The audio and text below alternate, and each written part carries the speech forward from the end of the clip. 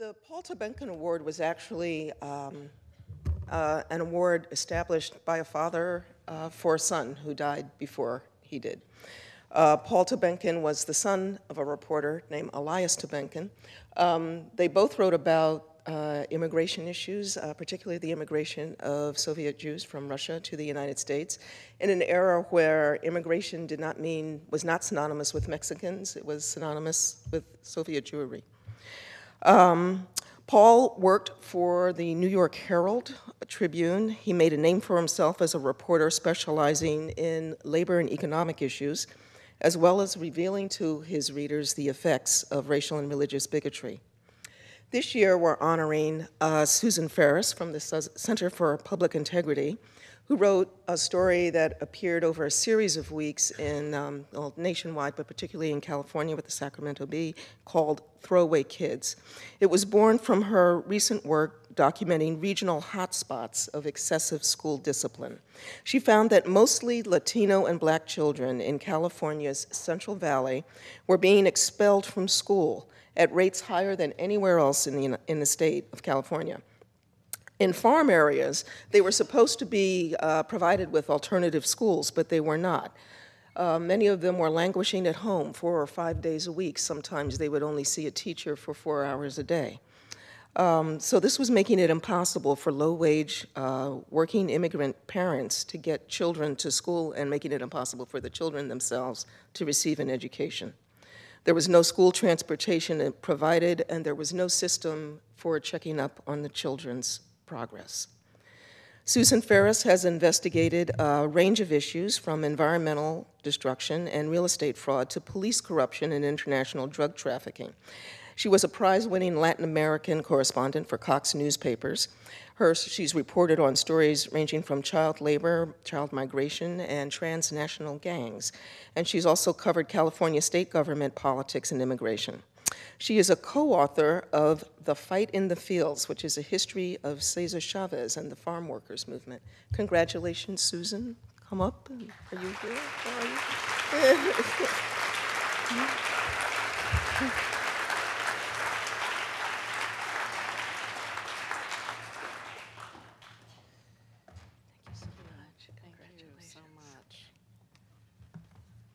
Congratulations, everyone. As you begin your next chapter in journalism, and perhaps we'll cross paths. You could come work at the Center for Public Integrity or collaborate with us. Thank you so much to the faculty at Columbia for this honor. It really means a great deal to me, and for recognizing the kind of impact work that we're trying to do at the Center for Public Integrity as a nonprofit journalism group. We publish our own work, and we seek out partners and try to distribute our work through many platforms, to use the vernacular that's in today. And I want to thank Columbia, too, for recognizing that what we reported was discrimination. I think it's becoming pretty clear to everybody that discrimination doesn't have to be intentional. It can be the outcome of practices that exploit vulnerable people, people who don't speak English, kids, poor people, and sometimes it's convenient. The practices that discriminate against people can be convenient. Sometimes jobs are at stake for people, and sometimes it's just easier to deal with problems that way. And that's what we found when we began to listen to farm worker parents on the ground and to their kids in little towns in California. I work in Washington, D.C., but I'm from California, and I was very interested in the growing gap in graduation rates and achievement rates between ethnic groups, primarily Latino, Black kids, white kids, and Asian kids. So what we found in our previous reporting before this piece was that zero-tolerance discipline was a culture in certain parts of the state, primarily in the Central Valley, where a lot of the food we buy in the grocery stores comes from, some of what we had this morning at the breakfast. And we found that kids were getting expelled by the hundreds every year. Some high schools would expel 100 or even 200 kids a year.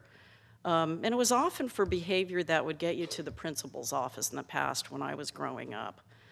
But the law in California does require that kids who are expelled for a semester, a year, get an education. So a system of alternative campuses has expanded that's supposed to provide this and provide rehabilitation, which is a word that's used.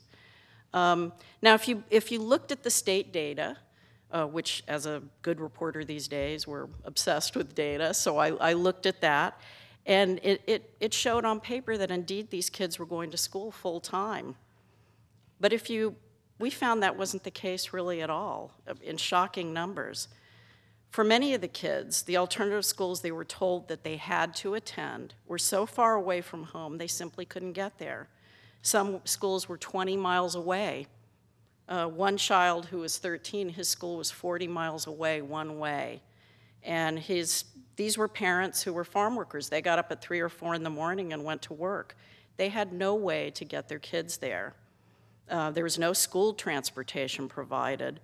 There was a series of vouchers that if they even knew about them, that the Migrant Education Program, which is federal, provided that could pay for public buses, but there really weren't any. They didn't match up. It would take them 3 hours to get to school each morning.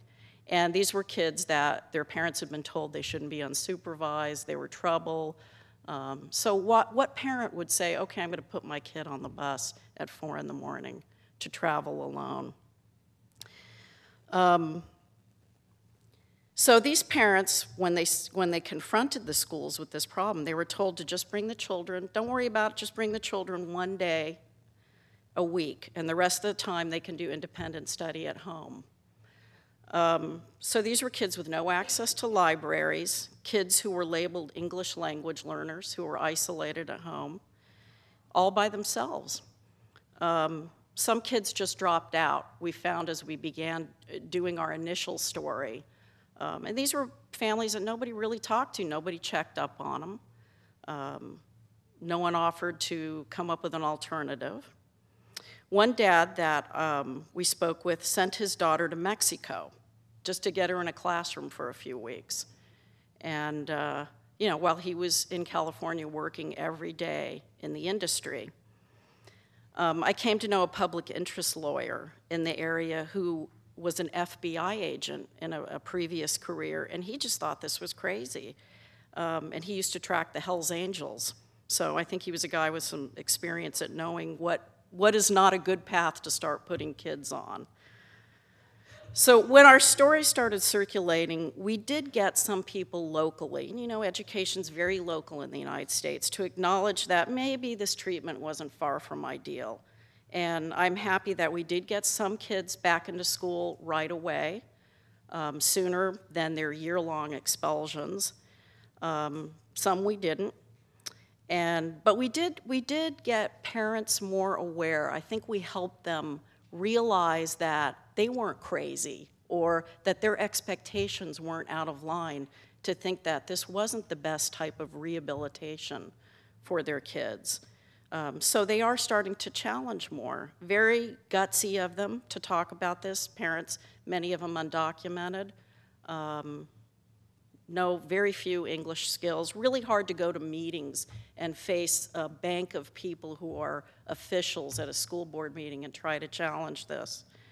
But there's still a lot to be done. And as you know, I hope, not every story you do is going to cause a revolution. A lot of it is progress. You plant seeds. You're trying to do some good public interest reporting. I was hoping that the state would do more quickly, but the 3 legislators in the California State Senate got indicted this year, so they have bigger fish to fry right now. But hopefully, there is going to be some change made that will help these kids and try to address these systems that don't work. So as journalists, you're going to have the privilege, I hope, to pry into things like this. You may have to do it, some of these stories, on your own time. At times, you may have to really persuade editors that this is important. Try to look for systems. We in the United States like to think we've invested in systems that are actually helping solve these problems. It's always worth looking under the surface to see if that's the case. And so I hope you will pursue social justice reporting at least at some point. And let me tell you, kids like the ones that I met reporting this story and the parents are really counting on you. Thank you.